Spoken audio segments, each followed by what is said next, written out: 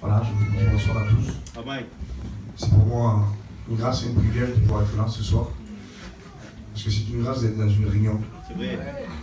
Voilà, je vais vous dire en quelques mots comment j'ai rencontré le Seigneur. Je n'ai pas eu la grâce et le privilège de grandir dans un foyer chrétien. Bien au contraire, j'ai grandi dans un foyer où mes parents, c'était la dispute et la bagarre. Il y avait beaucoup de violence dans le foyer de mes parents. J'ai grandi dans un foyer où mon père buvait beaucoup. Et cela a fait grandir une haine dans mon cœur. Alors quand je le voyais, je me disais, bon, jamais je ferais comme ça. Et qu'est-ce qui s'est passé? C'est que bon, voilà, je ne connaissais pas les réunions, je ne savais pas ce que c'était Dieu. On avait une croyance en tant que gitan, mais je ne savais pas qu'est-ce que c'était l'évangile. Alors, vers l'âge de 16 ans, je me suis fiancé et je suis tombé dans une maison chrétienne. Et ça m'a permis d'assister aux réunions.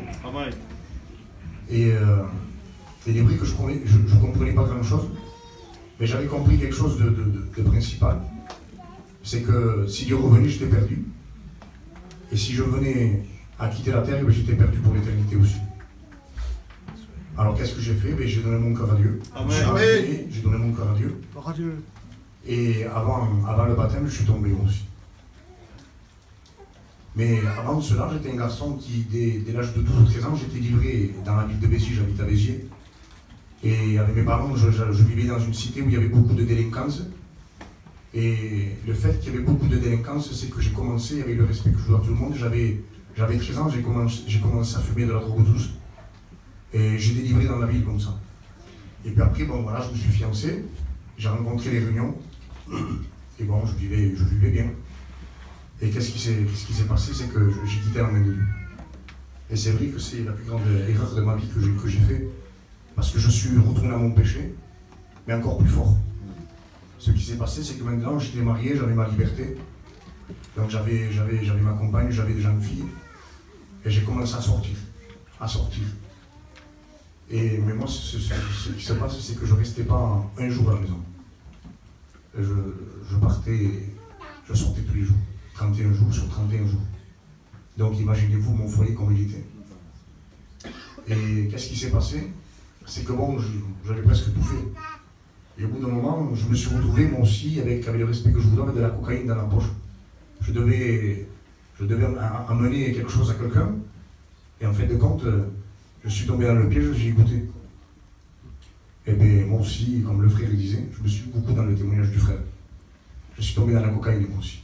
Alors, qu'est-ce qui s'est passé? On sortait pour s'amuser et au final, on ne s'amusait plus, on était dans des voitures, on était dans ce droguer.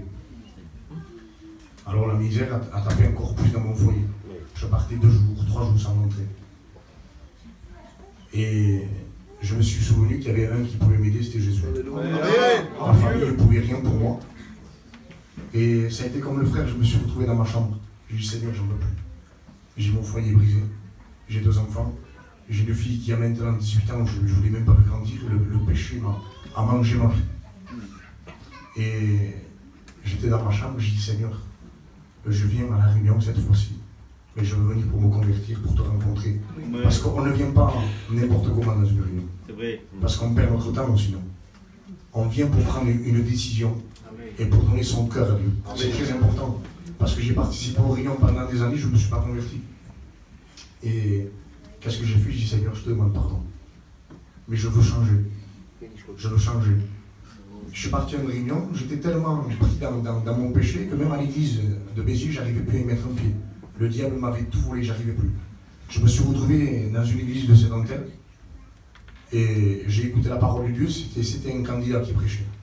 Mais j'avais pris ma décision de marcher avec Dieu. Alors qu'est-ce que j'ai fait? Je levais ma main à l'appel et j'ai dit, Seigneur, maintenant je m'engage pour toi. Amen. Je suis rentré à la maison. Alors moi qui ne pouvais plus rester à la maison, j'avais envie de rester chez moi, de manger avec ma femme, de manger avec mes enfants. Mais ce qui m'a étonné, c'est que l'alcool a disparu. Parce que je consommais une quantité d'alcool, c'était phénoménal, c'était ma passion. Les bars, les mariages, excusez-moi pour les personnes qui sont en deuil, c'était ma passion. Et je me suis retrouvé avec plus d'envie de boire. La drogue a disparu. Mais je consommais beaucoup de drogue. J'ai touché à l'ecstasy, j'ai fait un dégât. Et j'ai plus jamais été la même personne. Mon foyer s'est converti, ça fait déjà 12 ans, par la grâce de Dieu. Ma femme s'est baptisée en même temps que moi.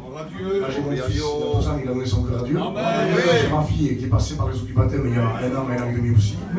Dieu a béni mon foyer de ce que j'ai pu penser et imaginer. Voilà. Que Dieu vous bénisse.